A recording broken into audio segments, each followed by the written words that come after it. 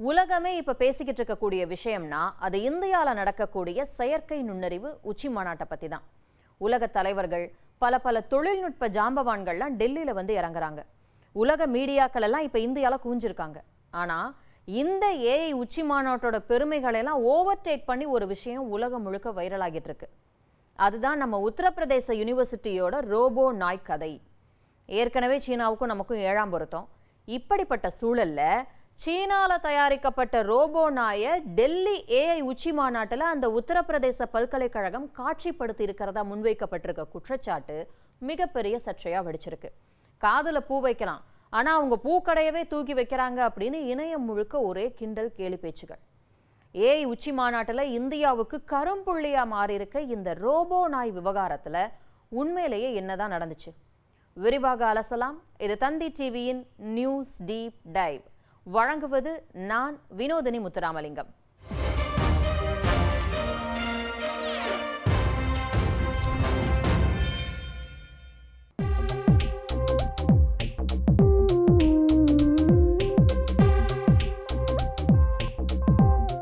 கால்கோட்டியாஸ் பல்கலைக்கழகம் உத்தரப்பிரதேச மாநிலம் கிரேட்டர் நொய்டா பகுதியில் அமைஞ்சிருக்கக்கூடிய புகழ்பெற்ற பல்கலைக்கழகம். புதுமையான ஆராய்ச்சிகளுக்கெல்லாம் பேர் போன மிகப்பெரிய வளாகத்தை கொண்ட ஒரு பல்கலைக்கழகம். ஆய்வகங்கள், நூலகங்கள் மற்றும் நவீன டிஜிட்டல் வகுப்பறைகளை கொண்ட 52 ஏக்கர் பரப்பளவிலான ஒரு பெரிய வளாகம் இங்க இருக்கு. புகழ்பெற்ற இந்த பல்கலைக்கழகம் தலைநகர் டெல்லியில நடக்கக்கூடிய India AI impact summit 2026 India AI தாக்க உச்சி மாநாட்டுல ஒரு அரங்க நிறுவி அங்க தங்களோட பல்கலைக்கழகத்துடைய படைப்புகளை காட்சிப்படுத்துறாங்க. அங்க ஒரு ரோபோவும் காட்சிப்படுத்தப்படுது. அந்த ரோபோவுடைய உண்மையான பெயர் யூனிட்ரி கோ 2. இது உண்மையிலேயே யாரால உருவாக்கப்பட்டது அப்படின்னா யூனிட்ரி ரோபோட்டிக்ஸ் அப்படிங்கிற நிறுவனத்தால. இது ஒரு சீன நிறுவனம். இது 2016 தொடங்கப்பட்ட நிறுவனம். முக்கியமா ரோபோ நாய் மாதிரி 4 கால்களை கொண்ட ரோபோக்களை இவங்க தயாரிக்கிறாங்க. நடக்க, ஓட, தாவக்கூடிய ரோபோக்களை எல்லாம் இவங்க உருவாக்குறாங்க. இந்த ரோபோக்களால மனிதர்களை மாதிரியே படிக்கட்டுகள் எல்லாம் ஏற முடியும். கேமரா, சென்சார்லாம் வச்சு சுற்றுப்புறத்தை புரிஞ்சுக்க முடியும். இந்த யூனிட்ரி கோ 2 மாதிரியான மாடல்கள் உலகத்துல பல பல்கலைக்கழகங்கள்ல ஆராய்ச்சிக்காக அதிகம் பயன்படுத்தப்படுது. பல்கலைக்கழகங்கள் உள்ளிட்ட கல்வி நிலையங்கள் இந்த ரோபோவோட ஹார்ட்வேரை வாங்குவாங்க. அவங்க தங்களோட சொந்த ஏஐ மாடல்கள், மென்பொருளை பயன்படுத்தி சோதனை செய்வாங்க. அதாவது இப்ப இந்த யூனிட்ரி கோ 2 அப்படிங்கிற மாடலை எடுத்துக்கிட்டோம் அப்படின்னா அதோட ஹார்ட்வேர் அப்படின்னு பார்க்குறப்போ அந்த ரோபோவுக்கான கால்கள், ஜாயின்ஸ், அதை நடக்க வைக்கக்கூடிய மோட்டார்கள், கேமராக்கள், பேட்டரி இதெல்லாம் ஹார்ட்வேர்க்கில் வந்துடும். இது இருந்தால் தான் அந்த ரோபோவை நகர்த்த முடியும். ஆனால் அந்த ரோபோ எப்படி நகரணும், என்னென்னலாம் பண்ணணும், என்ன மாதிரி நகரணும் அப்படிங்கிறதெல்லாம் சாஃப்ட்வேர். அதை நம்ம கொடுக்கணும். அதாவது அந்த வாங்கின கல்வி நிலையங்கள் அவங்களோட சொந்த ஏஐ மாடல்கள், மென்பொருளை பயன்படுத்தி வித்தியாசமாக புதுசாக அதை சோதனை பண்ணிக்கலாம். ரோபோட்டிக்ஸ் உலகத்துல இது சாதாரண விஷயமா தான் பார்க்கப்படுது. ரைட். இப்ப இந்த கால்கோட்டியாஸ் பல்கலைக்கழக விவகாரத்துக்கு வருவோம். கால்கோட்டியாஸ் பல்கலைக்கழகத்தால காட்சிப்படுத்தப்பட்ட இந்த ரோபோ அப்படிப்பட்ட யூனிட்ரி கோ 2 ரோபோ அப்படின்னு அடையாளம் காணப்பட்டுச்சு. இது ஆர்டர் போட்டு யார் வேணாலும் வாங்கிக்கலாம். இந்திய மதிப்புல இதோடைய விலை 2 லட்சத்திலிருந்து 3 லட்சம் ரூபாய் வரைக்கும். ஏஐ ஆராய்ச்சி, ரோபோக்களுடைய இயக்கம், ப்ரோக்ராமிங்க்கெல்லாம் இதை பயன்படுத்திக்கலாம். இதை வாங்கலாம், இதுல எந்த தப்பும் கிடையாது. ஏன்னா பெரும்பாலான பல்கலைக்கழகங்கள் இதை வாங்கி ஆராய்ச்சி பண்ணிக்கிட்டு தான் இருக்காங்க. ரொம்ப சாதாரணமான விஷயம்தான் இது. அப்படி இருக்கும்போது இது ஏன் சர்ச்சையாச்சு? அந்த பல்கலைக்கழக பேராசிரியையோட பேட்டியால அந்த சீன ரோபோவை ஓரியான் அப்படிங்கிற பேர்ல அறிமுகப்படுத்தி the robot had been developed by the University Center of Excellence அப்படின்னு சொன்னாங்க. அந்த டெவலப்ட் அப்படிங்கிற வார்த்தை தான் இப்போ பிரச்சனையாயிருக்கு.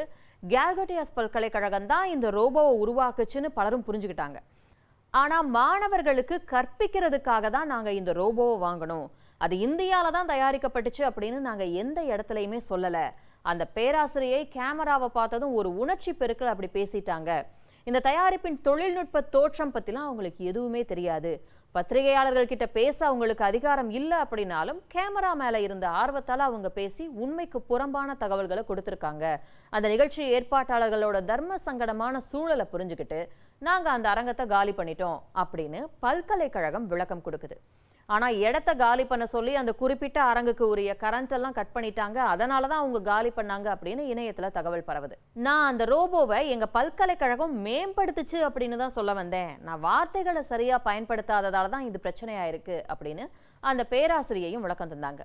இத்தனைக்கும் அவங்க ஒரு தகவல் தொடர்பு பேராசிரியை. ஆனா தகவலை சரியா தொடர்பு படுத்தாததால இப்ப பிரச்சனையில சிக்கியிருக்காங்க. அப்புறம் அந்த பல்கலைக்கழகம் என்ன குற்றச்சாட்டை முன்வைக்கிறாங்கன்னா, கேல்கோட்டியாஸ்க்கு எதிராக பல எதிர்மறை கருத்துகள் பரப்பப்படுது, எங்களை குறி வச்சு வேணுக்கும்னே இப்படி பரப்புறாங்க அப்படின்னு வருத்தம் தெரிவிச்சாங்க.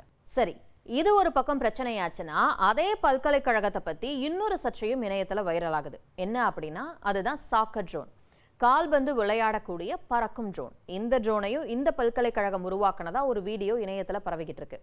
ஆனா உண்மையாவே அது ஸ்ட்ரைக்கர் V3 ARF அப்படின்னு அழைக்கப்படக்கூடிய ஒரு ட்ரோனோட ஒத்துப்போகுது. அதை தயாரிக்கிறவங்க ஹெல்செல்னு அழைக்கப்படக்கூடிய ஒரு தென்கொரிய நிறுவனம் அப்படின்னு இணையவாசிகள் கருத்து தெரிவிக்கிறாங்க. இதை 40,000 ரூபாய் கொடுத்தா நாமளே வாங்கலாம், இதை எப்படி இவங்க இந்தியாவில் தயாரிக்கப்பட்டதா சொல்லலாம் அப்படின்னு பலரும் கேள்வி எழுப்புறாங்க. இந்த விவகாரத்தை சீன ஊடகங்கள் இதுதான் சாக்கு அப்படின்னு கடுமையா விமர்சிச்சுக்கிட்டும் கிண்டல் பண்ணிக்கிட்டும் இருக்காங்க. இந்த விவகாரம் பூதாகரமானதால கண்காட்சியில பங்கேற்கிறவங்களுக்கு ஒரு எச்சரிக்கை விடுக்கப்படுது. அதாவது கண்காட்சியாளர்கள் அந்த பொருட்கள் தங்களுடையது இல்லை அப்படின்னா அதை காட்சிப்படுத்தவே கூடாது அப்படின்னு. இந்தியால ஏஐ மாநாடு நடத்துறது பெருமைக்குரிய விஷயம். ஆனா துவக்கத்திலிருந்தே சில பிரச்சனைகளும் இதுல எழுந்துட்டு இருக்கிறத நம்ம மறுக்க முடியாது. உலகின் மிகப்பெரிய ஏஐ கண்காட்சி அப்படின்னு தான் இதை நம்ம அறிமுகப்படுத்தணும். இதுல 600க்கும் மேற்பட்ட உயர்திறன் ஸ்டார்ட் அப் நிறுவனங்கள், அப்புறம் 13 நாடுகளுடைய அரங்குகள் அமைக்கப்பட்டிருக்கு. 70,000 சதுர மீட்டர் பரப்பளவில் 300 கண்காட்சி பெவிலியன்கள் அமைக்கப்பட்டு Russia, England, France, Germany, Italy, Australia, Japan, Netherlands, Switzerland, Africa உள்ளிட்ட உலக நாடுகளுடைய ஏஐ கண்டுபிடிப்புகள் இங்க காட்சிப்படுத்தப்படுது. அப்படிங்கிறப்போ எவ்வளவு முக்கியத்துவம் வாய்ந்தது இந்த கண்காட்சி. ஏற்பாடுகளில் குளறுபடிகள் இருந்ததா கூட சொல்லப்படுது. கடுமையான கெடுபிடிகளால உணவு குடிநீர் இல்லாம பலரும் சிரமப்பட்டதாகவும் சொல்லப்படுது. மாநாட்டோட தொடக்கத்திலேயே கூட்டம் கட்டுக்கடங்காம இருந்தது அப்படிங்கிறது நமக்கே தெரியும். இணைய இணைப்பு சரியில்லை அப்படின்னு கூட சொல்றாங்க. கூட்டம் அதிகமா இருந்ததால வர்றவங்களை சரியா பரிசோதிக்க முடியல அப்படிங்கிற குற்றச்சாட்டும் இருந்தது. சில பங்கேற்பாளர்கள் என்ன சொன்னாங்கன்னா, தங்களுடைய பொருட்கள் திருடு போனதா கூட குற்றம் சாட்டினாங்க. இப்படி பல குற்றச்சாட்டுகள் முன்வைக்கப்பட்டதால எதிர்க்கட்சிகள் மத்திய அரசு மீது கடுமையான விமர்சனங்களை முன்வச்சாங்க. சர்வதேச ஊடகங்களும் இதை பத்தி தீவிரமா விவாதிச்சுக்கிட்டு இருக்காங்க. எதிர்காலம் ஏஐ தான் அப்படின்னு ஆகிப்போச்சு. அப்ப அதுல தான் நம்மளுடைய கவனம் இருக்கணும். இந்தியா இந்த செயற்கை நுண்ணறிவு தொழில்நுட்பத்துல மிகப்பெரிய ஜாம்பவானாக விரும்புது. ஆனா திட்டமிடல் இல்லாத லட்சியம் ஆபத்தானது. நம்ம இறக்குமதி செய்யப்பட்ட தொழில்நுட்பங்கள் இல்லாம மேக் இன் இந்தியா பொருட்களை காட்சிப்படுத்தினாதான் நமக்கு பெருமை. நம்ம கிட்ட எதுவுமே இல்லாம கிடையாது. புத்திசாலித்தனமான இளைஞர்கள் இருக்காங்க, மென்பொருள் திறமை இருக்கு, வேற என்ன வேணும்? சீனா ஏஐ தொழில்நுட்பத்துல மிகப்பெரிய தாக்கத்தை ஏற்படுத்திக்கிட்டு இருக்கு. அப்படிங்கிறப்ப அப்படிப்பட்ட ஒரு நாட்டோட நம்ம போட்டி போடுறோம் அப்படின்னா நம்ம ரொம்பவே கவனமா இருக்கணும். இந்தியா இவ்வளோ பெரிய ஏஐ மாநாட்டை நடத்துறதே நமக்கு போட்டி நாடுகளுக்கு கொஞ்சம் கசப்பாக தான் இருந்திருக்கும். அப்ப ஏஐ சதுரங்க ஆட்டத்துல இந்தியா ஒவ்வொரு காயையும் கவனமாக தான் நகர்த்தணும்.